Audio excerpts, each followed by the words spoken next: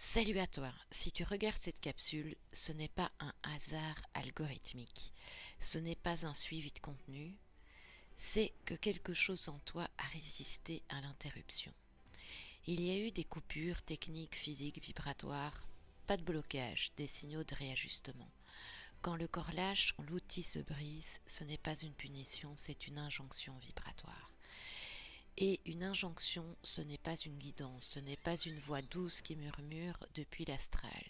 C'est un ordre silencieux émis depuis ton esprit, qui fracture la forme pour forcer un réalignement. Ce que tu portais n'était plus juste pour ce que tu deviens. Alors, cette capsule n'est pas la suite des précédentes, elle est une cassure dans la série. Parce que ce dont on va parler ici ne fait pas partie des 13 codex. Le 14e n'est pas un codex de plus, c'est celui qui les brûle tous.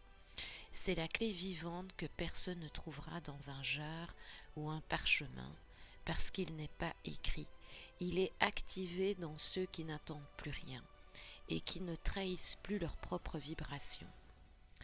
Le 14e codex n'ajoute rien. Il retire ce qui est faux. Il brûle les anciennes structures mentales, y compris les plus éveillées. Il met fin au cycle de compréhension perpétuelle. Il dissout le besoin de formuler pour exister. Il coupe les racines mortes qui irritaient encore la vie.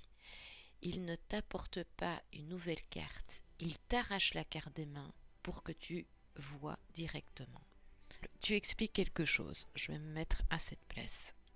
De profond, sur l'âme, l'ego, la vibration, mais au fond, tu sais que tu parles pour contrôler un vide. Tu veux convaincre, être entendu, prouver que tu sais. À cet instant, le Codex 14 implose cette posture.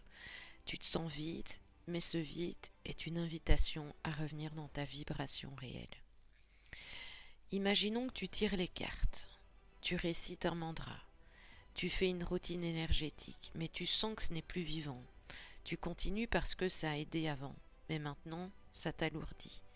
Le Codex 14 coupe ce lien, parfois brutalement, pour que tu sois réel, pas fidèle à un ancien toi.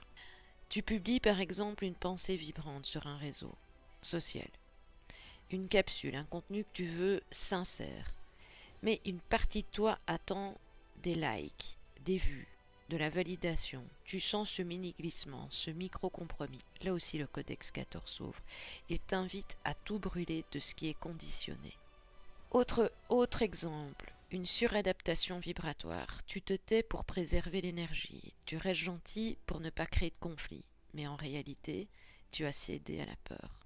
Le Codex 14 te retire cette paix artificielle et te ramène à une autorité vivante, quitte à déranger. Dans la vie professionnelle, tu continues un métier qui a du sens, mais chaque matin, ton feu s'éteint.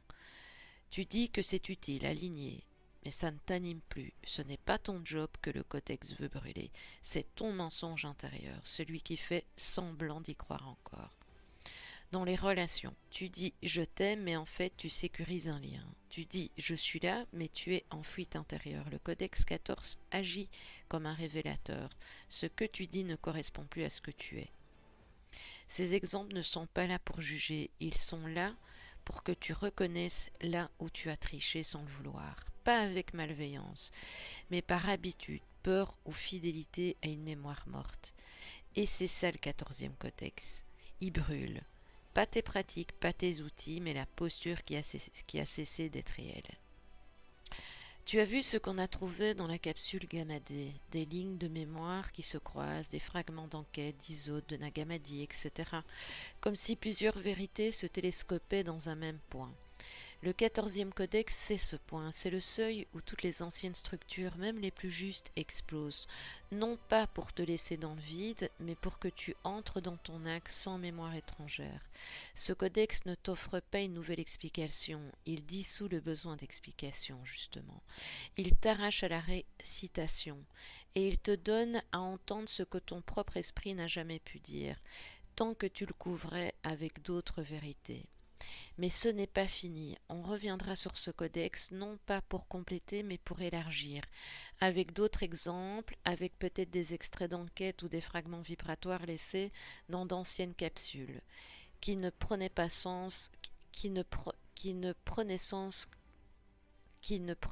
que maintenant. Merci d'avoir tenu cette vibration jusqu'ici. Ce n'était pas un retour, c'était une question nécessaire. Et si tu es encore là, c'est que tu n'as pas peur de brûler ce qui ne te ce qui. Et si tu es encore là, c'est que tu n'as pas peur de brûler ce qui ne vibre plus. À très vite dans un autre axe et dans une autre capsule.